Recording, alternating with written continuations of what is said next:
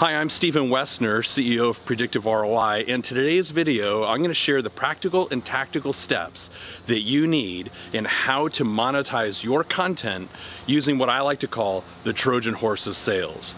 And the Trojan horse is just like in Greek mythology, where the Trojan horse, they left it on the beach, the Greek soldiers left it on the beach for the Trojan soldiers to find as a sort of a parting gift, a peace gift. They had given up on the 10-year Trojan War. They built this horse with the remnants of ships and other pieces of wood and put it together, constructed it, left it, and made the Trojans think that they had left the battle scene and were giving up after that 10-year struggle and not being able to breach the walls of Troy, the city of Troy. Left it there, the Trojans found it, they were excited by that and thought, wow, this is great, we won the war. They wheeled the wooden Trojan horse right past the city gates, past these massive stone walls that the Greeks could never breach after 10 years of trying to do so. They wheel it right there into the center courtyard of the city. Nobody checks out to see that the Greek strike force is hiding in the belly of the horse. When everybody else is asleep, the strike force sneaks out of the horse, lets in the rest of the Greek army, and they sack the city. So, metaphorically speaking, you can use your content in a similar fashion. And let me give you a little bit more insight into what I'm talking about.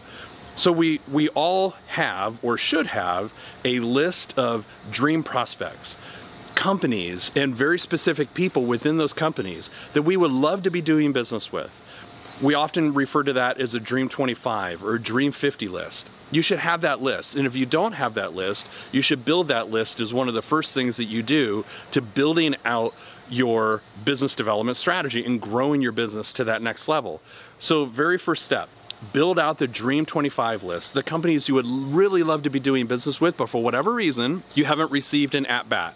Maybe they don't know who you are. Maybe it's just been fear on your part and you've never introduced yourself to them. And they're just not aware of your capabilities. But they represent, like if you could work with them, not only would that be super enjoyable to you and your team, and you could be really, really helpful to that client and their team, but also it'd be fantastic for you as a success story, and other companies that are in that sphere of influence would look to you and say, wow, your company did business with that company. Maybe I should talk with you about doing business with my company as well and helping our company and our needs. So the very first step is building out your Dream 25 list, getting really, really specific. And I don't mean that we want to work with Harley Davidson. What I mean is that you want to work with Sarah Jones, the director of whatever department within Harley Davidson, because you can be helpful to Sarah in this way. That's a Dream 25 list. So the first thing is build a Dream 25 list. Then, if you've already built a content platform, like a podcast or a video series or a weekly article series or a Rockin' Awesome blog, or maybe you're a contributor to Entrepreneur or Fast Company or Inc., but you have a content platform. If you haven't built a platform yet, and if you haven't built your thought leadership around these channels, then you need to do that, because once you have a channel, and it doesn't matter if you're just getting started, don't let that be one of those roadblocks, one of those pieces of fear that keep you from getting started. Even if it's episode 1 for your YouTube series or for your podcast or your blog or whatever, doesn't matter. So make sure that you're creating a platform using channels where having an interview with your dream prospect would be great content for your audience, and then also a really wonderful opportunity for them to share their message. So the first thing, Dream 25 prospects. Next is have a podcast, a YouTube series, a blog, or whatever. Choose one if you don't have one already and start building that. And then number 3 is you use that as your Trojan horse. You use your podcast as your Trojan horse to have your Dream 25 prospects as your guests. Now, you might then also assume, oh, geez, Stephen, I don't want to start selling to, or you might ask yourself this question, I don't want to start selling to my guests. That's not going to make me feel good. They just came onto the show, and I'm going to feel kind of, schmutzy by turning that interview into a sales pitch, and that just doesn't feel right to me. And you're right, it wouldn't feel right to most people, and I'm not suggesting that you do that.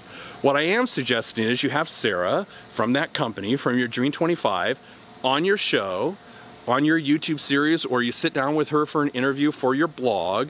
You sit down and interview her, pull her very best insights, share that with your audience, thank her for that time, and then when that blog goes live or when the episode airs, you loop back to her and say, hey Sarah, thank you very, very much for your insights and thoughts and wisdom in this area. We just shared that in social.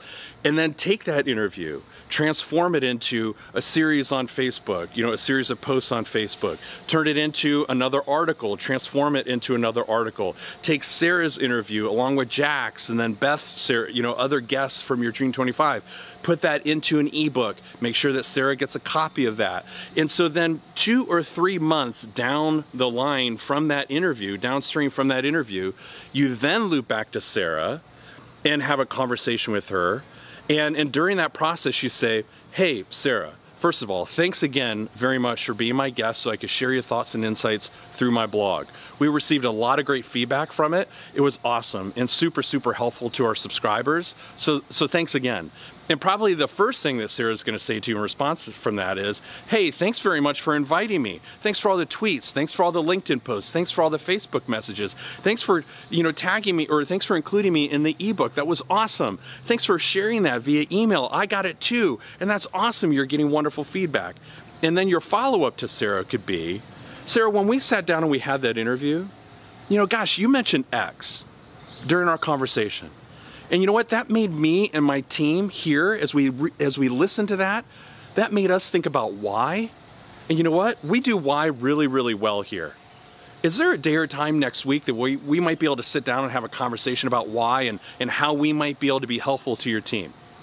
Sarah's going to say, heck yes, I'd love to sit down and talk with you about that, because you were all about being helpful before that sales phone call or biz dev phone call. So now your biz dev phone call doesn't feel like biz dev at all. It feels like two people getting together and how they might be helpful to one another.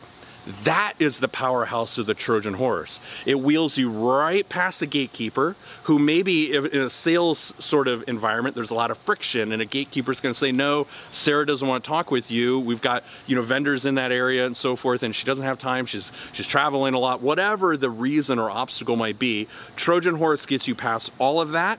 You, instead of being a business owner looking for a new account or a prospect, you are now a media channel.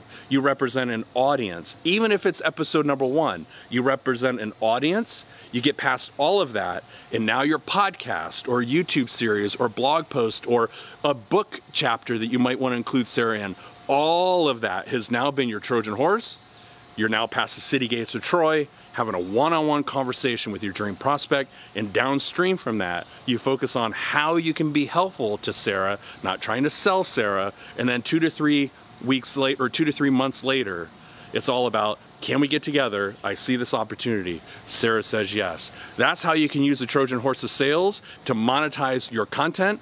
So please let me know what you think. Leave us a comment below in the comment field. Ask us a question, whatever. Your feedback is always super helpful to us. Thumbs up or thumbs down, let us know. It helps us get better each and every day. See you next week.